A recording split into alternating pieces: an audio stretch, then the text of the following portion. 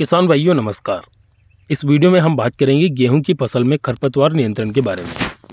अगर आप गेहूं की फसल में खरपतवार नाशक दवा का उपयोग करना चाहते हैं तो कौन सी दवा आपके लिए बेस्ट रहेगी, इसके बारे में इस वीडियो में हम डिटेल के साथ में बात करेंगे।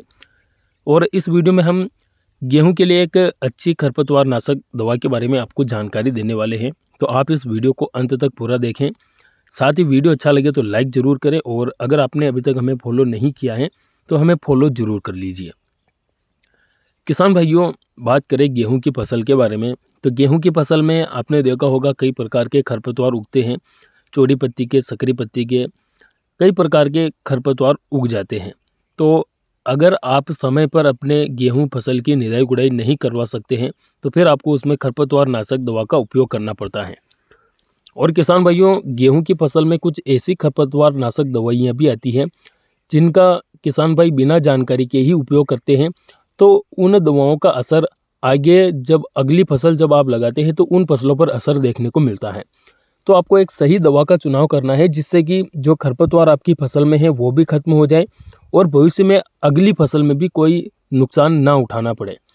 तो इसके लिए आपको 2,4-D जो दवा आती है, डाई अमाइन साल्ट 58% वाली, उस दवा का आपको उपयोग करना है।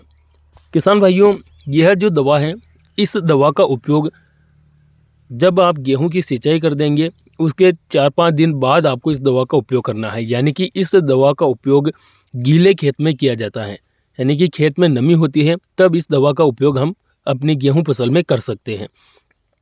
इसको 50 ml एक टंकी में डालना होता है।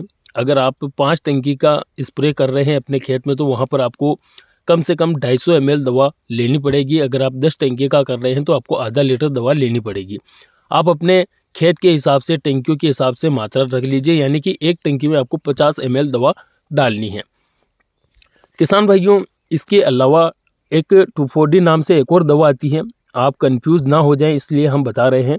एक 2,4-D नाम से दवा आती है, उसके अंदर 38% मात्रा पाई जाती है।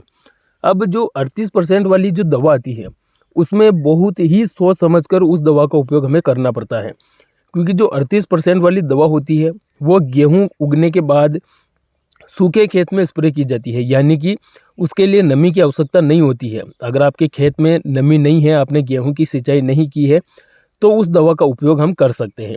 लेकिन उस दवा में क्या होता है कि उस दवा का जब हम उपयोग करते हैं तो उसमें एक बहुत ही खतरनाक गैस बनती है, और अगर आपके खेत के पास में किसी पड़ोसी ने अगर अन्य फसल लगा रखी है, जैसे सरसों लगा रखी है, लहसुन लगा रखा है या फिर अफीम लगा रखी है, तो वो फसलें सूख जाएगी।